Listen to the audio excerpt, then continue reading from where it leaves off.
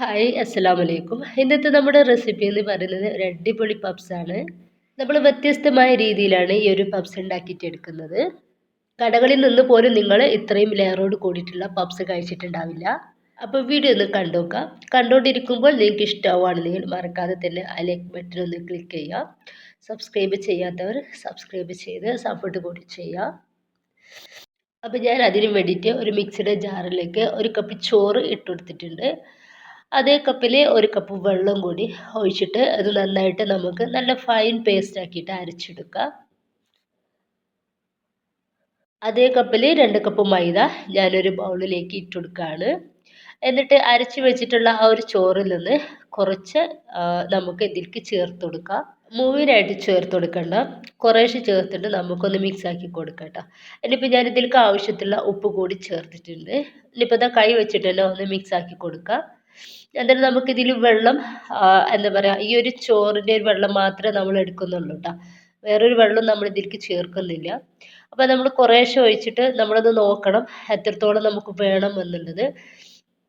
ഒന്നിച്ചിട്ട് ഒരിക്കലും ഒഴിച്ചു കൊടുക്കണ്ട. അതിനിപ്പോൾ നമ്മുടെ കയ്യിൽ ഇത് ഒട്ടി പിടിക്കുകയാണ് എന്നുണ്ടെങ്കിൽ നമുക്ക് കുറച്ച് ഓയിൽ കയ്യിലേക്കൊന്ന് ആക്കി കൊടുക്കട്ടോ.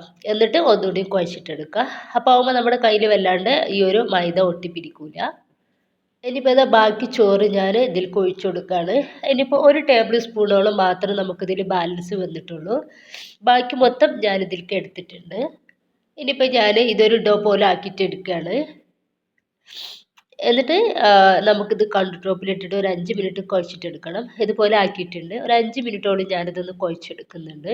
കൂടുതൽ സമയം നമുക്കിത് കുഴച്ചെടുക്കേണ്ട ആവശ്യം വരുന്നില്ല. കാരണം നമ്മൾ ചോറ് ചേർത്തിട്ടുള്ളതാണ് ഈ ഒരു മൈദ റെഡിയാക്കിയിട്ടുള്ളത്. ഇനിയിപ്പോൾ ഞാനിതുപോലെ ഒരു ബൗളിലേക്ക് ഓയിലൊന്ന് തേച്ച് കൊടുത്തിട്ടുണ്ട്. അതിലേക്ക് ഞാൻ കുഴച്ച് വെച്ചിട്ടുള്ള ഈ ഒരു മൈദ ഇതിലേക്ക് വെച്ച് കൊടുക്കുകയാണ്. അപ്പോൾ നല്ല സോഫ്റ്റ് ആയിട്ടാണ് കേട്ടോ നമ്മുടെ ഒരു മാവിരിക്കുന്നത്. ഇനിയിപ്പോൾ മേലെ കൂടി നമുക്ക് കുറച്ച് ഓയിലൊന്ന് തേച്ച് കൊടുക്കാം. അതിൻ്റെ ഇടയിൽ എനിക്ക് നല്ല ജലദോഷം ഉണ്ടായിട്ട് സൗണ്ടിന് ചെറിയ മാറ്റങ്ങളൊക്കെ ഉണ്ട്. അപ്പോൾ നിങ്ങൾക്ക് ഡിസ്റ്റർബായി പോകുന്നുണ്ടെന്നുണ്ടെങ്കിൽ ക്ഷമിക്കട്ടോ. ഇനിയിപ്പോൾ ഞാൻ ഇതൊന്ന് മൂടി വെക്കുകയാണ്. നമുക്ക് ഒരു ഫില്ലിങ് ഉണ്ടാക്കിയിട്ട് എടുക്കാനുണ്ട്. അതിന് വേണ്ടിയിട്ട് ഞാനിത് ഒരു 3 സവാള ഇതുപോലെ കട്ടാക്കിയിട്ട് എടുത്തിട്ടുള്ളതാണ്. തിന്നായിട്ടാണ് ഞാനിത് കട്ട് ചെയ്തിട്ട് എടുത്തിട്ടുള്ളത്. അപ്പോൾ അതിലേക്ക് 2 ടീസ്പൂണോളം വെളിച്ചെണ്ണ ഒഴിച്ചു കൊടുത്തിട്ടുണ്ടായിരുന്നു. എന്നിട്ട് അതിലേക്ക് ഒരു സവാള ഇട്ട് കൊടുത്തിട്ടുണ്ട്. അപ്പോൾ നമ്മളൊരു പപ്സിലേക്കുള്ള ഒരു സവാളയുടെ ഒരു കറക്റ്റ് ഇതുപോലെയാണ് കേട്ടോ അവർ കട്ട് ചെയ്തിട്ട്. നമ്മൾ പുറത്തുനിന്നൊക്കെ കഴിക്കുന്ന ഒരു പപ്സിൽ ഇങ്ങനെയാണ് സവാള ഉണ്ടാവുക. അതുകൊണ്ട് തന്നെ നമ്മൾ സാധാരണ അരിയുന്ന രീതിയിൽ അറിയാതെ ഇതുപോലെ അരിഞ്ഞിട്ടെടുക്കുക. ഇനിയിപ്പോൾ അതിലേക്ക് ആവശ്യത്തിനുള്ള ഉപ്പ് ഒന്ന് ചേർത്ത് കൊടുത്തിട്ട് ഞാനതൊന്ന് മൂടി വെക്കുകയാണ്. 1-2 മിനിറ്റിൻ്റെ ശേഷം ഞാനതൊന്ന് തുറന്ന് നോക്കുന്നുണ്ട്. ഈ ഒരു സമയത്ത് നമ്മുടെ സവാളൊക്കെ തന്നെ നന്നായിട്ട് വാടിയിട്ട് നന്നായിട്ട് റെഡിയായി കിട്ടിയിട്ടുണ്ട് കേട്ടോ. അപ്പോൾ നന്നായിട്ട് എൻ്റെ സവാള ഒന്ന് റെഡിയായിട്ട് കിട്ടണം. ഇനിയിപ്പോൾ അതിന് ശേഷം ഞാനിതാ ഒരു മീഡിയം സൈസിലുള്ള ഒരൊറ്റ തക്കാളിയാണ് കേട്ടോ എടുത്തിട്ടുള്ളത്. അപ്പോൾ തക്കാളി ഞാൻ ചെറുതാക്കിയിട്ട് കട്ടാക്കിയിട്ട് എടുത്തിട്ടുള്ളതാണ്. അപ്പോൾ അതാണ് ഇതിലേക്ക് ഇട്ട് കൊടുത്തിട്ടുള്ളത്. ഇനിയിപ്പോൾ ഞാൻ ഇതിലേക്ക് ആവശ്യത്തിലുള്ള ഉപ്പ് കൂടി ചേർത്തിട്ട് ഒന്ന് മൂടി വെക്കുകയാണ്. സവാളയും നമുക്ക് നന്നായിട്ട് തന്നെ ഒന്ന് റെഡി ആയിട്ട് കിട്ടണം. എന്നിനിപ്പോൾ വീഡിയോ ഇടണ്ടെന്നൊക്കെ വിചാരിച്ചതായിരുന്നു കേട്ടോ. അപ്പോൾ എന്താ പറയുക, ഈ ഒരു മൈദ ഒന്നൊക്കെ റെഡിയാക്കി കഴിഞ്ഞതിന് ശേഷമാണ് വല്ലാണ്ട് ജലദോഷം കൂടിപ്പോയത്. സത്യം പറഞ്ഞാൽ സംസാരിക്കാനൊന്നും കഴിയാത്ത രീതിയിലാണ്. ഇനിയിപ്പോൾ അതാ ഇതിലേക്ക് ഇഞ്ചി പച്ചമുളക് വെളുത്തുള്ളിയുടെ പേസ്റ്റ് കൂടി ഇട്ട് കൊടുത്തിട്ടുണ്ട്. ഇനിയിപ്പോൾ നന്നായിട്ട് ഇതൊന്ന് മിക്സ് ആക്കിയിട്ട് എടുക്കുക. ഈ ഒരു പച്ചമണം മാറും വരെ നന്നായിട്ടൊന്ന് മിക്സ് ആക്കി കൊടുക്കുക കേട്ടോ. ഇനിയിപ്പോൾ നമുക്ക് ഇതിലേക്ക് പൊടികൾ ചേർക്കാം. 1 ടീസ്പൂണ് മഞ്ഞൾപ്പൊടി, ഒരു 3/4 ടീസ്പൂണ് കാശ്മീരി മുളക് പൊടി, അതുപോലെ തന്നെ 1 ടീസ്പൂണ് മല്ലിപ്പൊടി, പിന്നെ ഇതാ ഒരു 1/4 ടീസ്പൂണ് ഗരം മസാല പൗഡറും, പിന്നെ ഇതാ ഒരു 1/4 സ്പൂണ് വലിയ ജീരകത്തിൻ്റെ പൊടി കൂടിയാണ് കേട്ടോ ചേർത്ത് കൊടുത്തിട്ടുള്ളത്. ഇനിയിപ്പോൾ ഈ പൊടി കൊണ്ട് പച്ചമണം മാറും വരെ നമുക്ക് നന്നായിട്ട് തന്നെ ഒന്ന് മിക്സ് ആക്കിയിട്ട് കൊടുക്കാം. ഇനിയിപ്പോൾ ജസ്റ്റ് ഞാൻ ഇതൊന്ന് മൂടി വെച്ചിട്ടുണ്ടായിരുന്നേ. ഇനിയിപ്പോൾ ഇതിലേക്ക് കുറച്ച് മല്ലിയുടെ ഇലയും ചെറുതാക്കിയിട്ട് കട്ട് ചെയ്തിട്ട് എടുത്തിട്ടുള്ള കറിവേപ്പിൻ്റെ ഇല കൂടി ഇതിലേക്ക് ചേർക്കുന്നുണ്ട്. ഇനിയിപ്പോൾ നന്നായിട്ട് തന്നെ ഇതൊന്ന് മിക്സ് ആക്കിയിട്ട് കൊടുക്കുക. അപ്പോൾ ഇത്രയും ആയിക്കഴിഞ്ഞാൽ നമ്മുടെ ഈ ഒരു പപ്സിലേക്കുള്ള ഫില്ലിങ് റെഡി ആയിട്ടുണ്ട് കേട്ടോ. ഇനിയിപ്പോൾ ഇതൊന്ന് ചൂടാറാൻ വേണ്ടിയിട്ട് മാറ്റി വെക്കാം.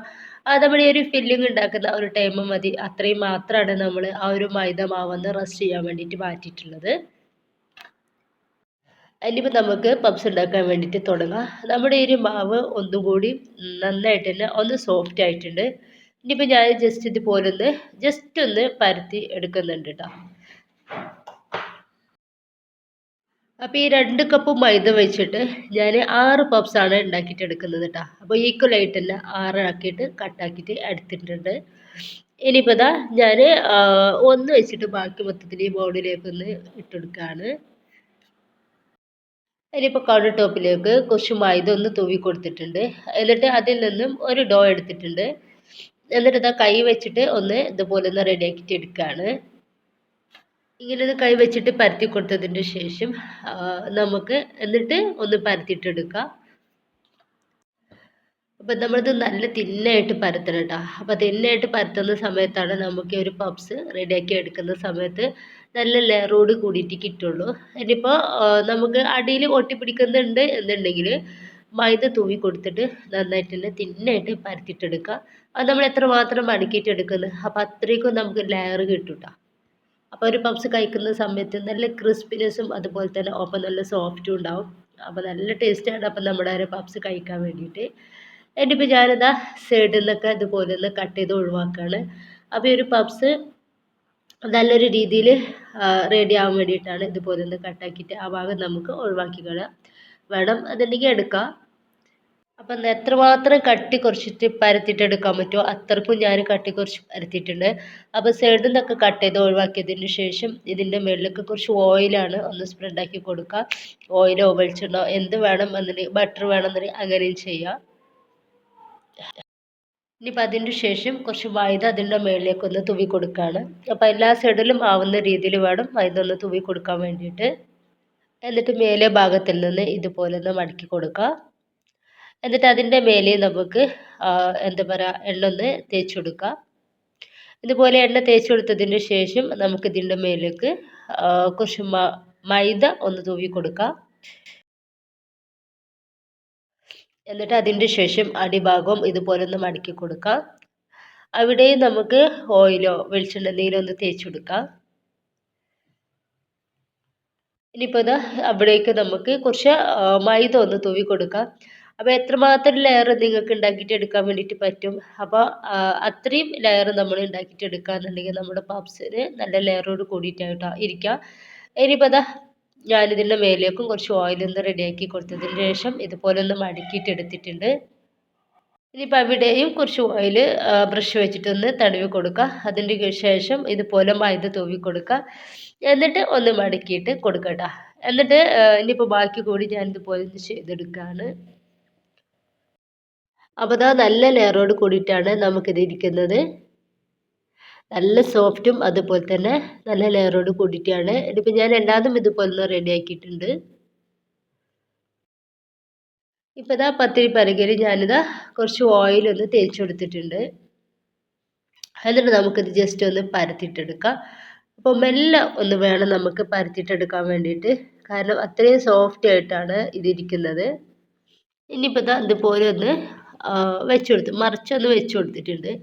എന്നിട്ട് അവിടെയും ഇതുപോലെ ജസ്റ്റ് ഒന്ന് പരത്തിയിട്ടെടുക്കുകയാണ്. അപ്പോൾ നമ്മുടെ ഒരു പപ്സിൻ്റെ ഒരു വലിപ്പം ഉണ്ടാവില്ലേ അതിനനുസരിച്ച് വേണം നമ്മളിതൊന്ന് പരത്തിയിട്ടെടുക്കാൻ വേണ്ടിയിട്ട്. ഇതിപ്പോൾ നമ്മൾ റെഡിയാക്കി വെച്ചിട്ടുള്ള ഫില്ലിങ്ങിൽ നിന്ന് കുറച്ച് ഫില്ലിങ് നമുക്ക് ഇതിൻ്റെ മുകളിലേക്ക് നടുവിലായിട്ട് ഇതുപോലെ ഇട്ടെടുക്കാം. എന്നിട്ട് ഇതുപോലെ ജസ്റ്റ് ഒന്ന് പരത്തി കൊടുക്കുക. അതിൻ്റെ ശേഷം പുഴുങ്ങി വെച്ചിട്ടുള്ള കോഴിമുട്ട ഇതിൻ്റെ സെൻറ്ററിലേക്ക് ഒന്ന് വെച്ച് കൊടുക്കുക. എന്നിട്ട് രണ്ട് ഭാഗവും ഇതുപോലെ ഒന്ന് നമുക്ക് ഒട്ടിച്ചു കൊടുക്കാം. അപ്പോൾ നമ്മുടെ പപ്സിൻ്റെ ഒരു രീതി കണ്ടിട്ടില്ലേ അതേ രീതിയിൽ തന്നെ കിട്ടാൻ വേണ്ടിയിട്ടാണ്. ഇനിയിപ്പോൾ ഇതാ മറ്റേ സൈഡും കൂടി ഇതുപോലെ ഒട്ടിച്ചു കൊടുക്കുക.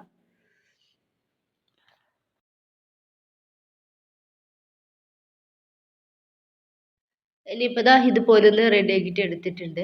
അപ്പോൾ സൈഡിലൊക്കെ നല്ല ലെയറോട് കൂടിയിട്ടാണ് കേട്ടോ നമ്മുടെ ഒരു പപ്സ് ഇരിക്കുന്നത്. ഇനി ബാക്കി കൂടി ഞാൻ ഇതുപോലെ ഒന്ന് റെഡി ആക്കിയിട്ട് എടുക്കുകയാണ്. അപ്പോൾ ഈ ഒരു പപ്സ് നമ്മൾ എണ്ണയിലിട്ട് ഡീപ് ഫ്രൈ ചെയ്തെടുക്കുകയാണ് ചെയ്യുന്നത്. അപ്പോൾ നന്നായി ചൂടായിട്ടുള്ള എണ്ണയിലേക്ക് നമുക്ക് പപ്സ് ഇട്ട് കൊടുക്കാം.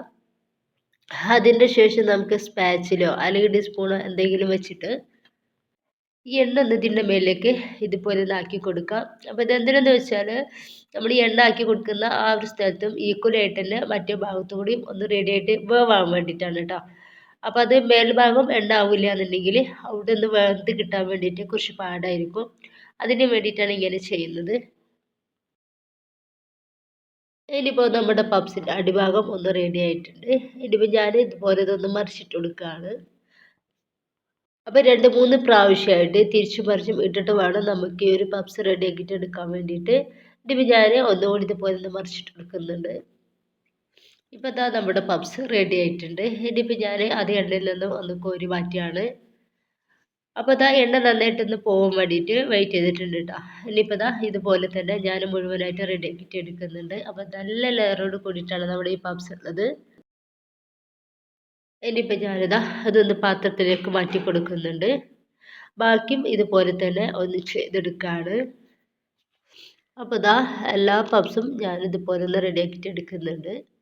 ഇപ്പോൾ ഇതാ എല്ലാതും മൊത്തത്തിൽ ഞാൻ ഈ ഒരു പപ്സ് ഒന്ന് റെഡിയാക്കിയിട്ട് എടുത്തിട്ടുണ്ട്. അപ്പോൾ കാണുമ്പോൾ തന്നെ നിങ്ങൾക്ക് മനസ്സിലാവുന്നുണ്ടാവും നല്ല ലെയറോട് കൂടിയിട്ടുള്ള നല്ലൊരു പപ്സാണിത്. അത് നമ്മൾ കടകളിൽ നിന്ന് പോലും ഇത്രയും ലെയറിൽ ഉണ്ടായിട്ടുണ്ടാവില്ല. അത്രയും നല്ലൊരു പപ്സാണ്, നല്ല ലെയറോട് കൂടിയിട്ടുള്ള. അപ്പോൾ എല്ലാവരും ഇതുപോലെ ഒന്ന് ഉണ്ടാക്കി നോക്കുക. എന്നിട്ട് നിങ്ങളുടെ അഭിപ്രായങ്ങൾ കമൻ്റായിട്ട് അറിയിക്കുക. ഇഷ്ടമായിട്ടുണ്ടെങ്കിൽ ലൈക്കും ഷെയറും അതുപോലെ തന്നെ സബ്സ്ക്രൈബ് ചെയ്യാത്തവരെ സബ്സ്ക്രൈബ് കൂടി ചെയ്യുക കേട്ടോ. ഇൻഷാ അല്ലാ. Okay, bye bye.